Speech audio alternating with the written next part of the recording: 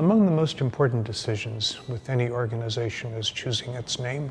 Stewardship Partners is kind of a perfect name, both because of the stewardship and the partners.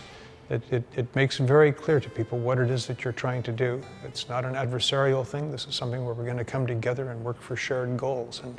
And that goal is one of stewardship, which it's hard to find anyone that doesn't think that that's a good idea. I've lived here all my life. My parents both grew up here. And when I met a lot of agricultural people in Eastern Washington, I realized they were natural conservers of their land. So we put Stewardship Partners together to link them with resources that could help them preserve their land in a true partnership. So that's why we call it Stewardship Partners.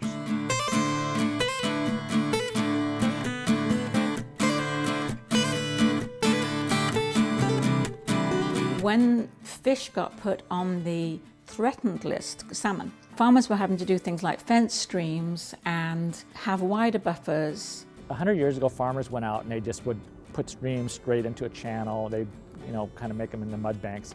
Stewardship Partners goes in with those farmers with two things. One, we're going to protect your land. We're going to stop development. We're going to make sure that you have a livelihood in the future.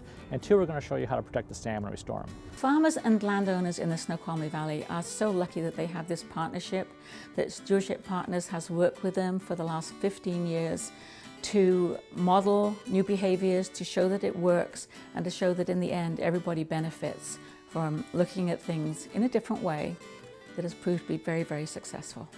And we're grateful.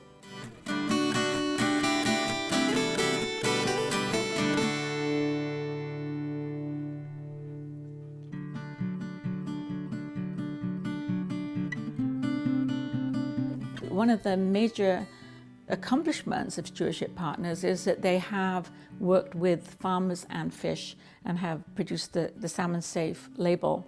We're not just growing food here, and I've had to make this argument a lot. I mean, we're stewards, and we're really trying to improve the land. It's not just about growing healthy food, it's about creating habitat and creating a better future. Salmon Safe started in Washington with Stewardship Partners, starting with the farm program in 2004 for two reasons. One, it rewards and recognizes farmers and landowners above and beyond. And two, it's an incredible incentive for others to do the right thing.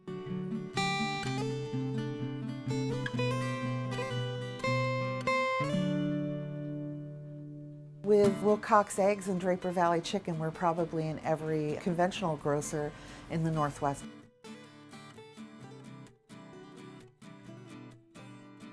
It feels really good to be the largest, vineyard owner of Salmon Safe vineyards in the state. To be perfectly honest, I hope one day we're not, because that means that a lot of other people have gone through this process, are using the same practices.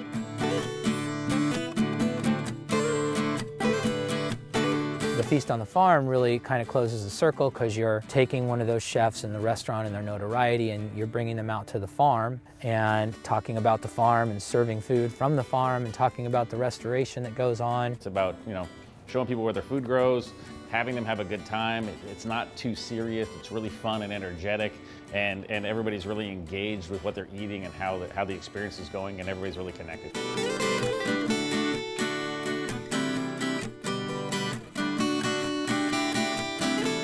People are happier when they're surrounded by green things, whether they're rain gardens or parks.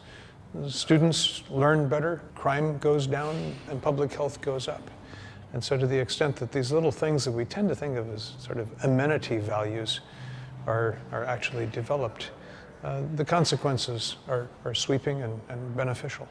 We're building buffers, we're planting trees in the rural environments, protecting the water out there.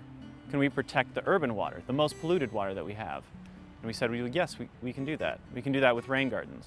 Rain gardens are this simple, powerful tool that allow the water to re-enter nature, to reconnect with nature. And at the same time, it just happens to reconnect the people to nature. It brings beauty, it brings plants, it brings healthy soils back into our homes, into our front yards, where we can see it and where we can celebrate the water moving through our landscape.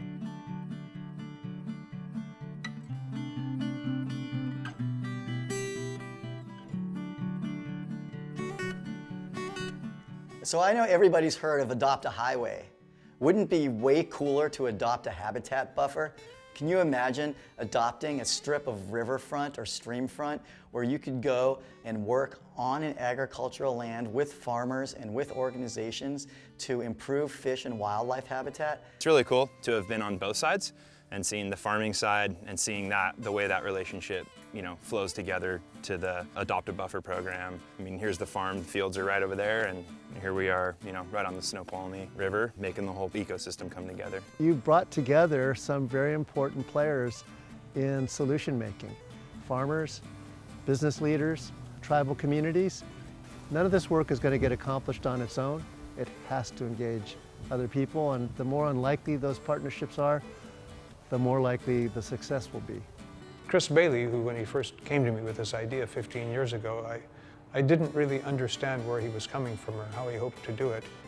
As the organization has evolved over 15 years, I'm just enormously impressed by its accomplishments. Stewardship Partners takes a unique approach to conservation work, and we make it fun. Whether it's at Feast on the Farm, enjoying a meal and listening to music, or planting trees along the Snoqualmie, or building a rain garden in your front yard. I'm really excited about the future of Stewardship Partners. It begins with you and your friends and your community.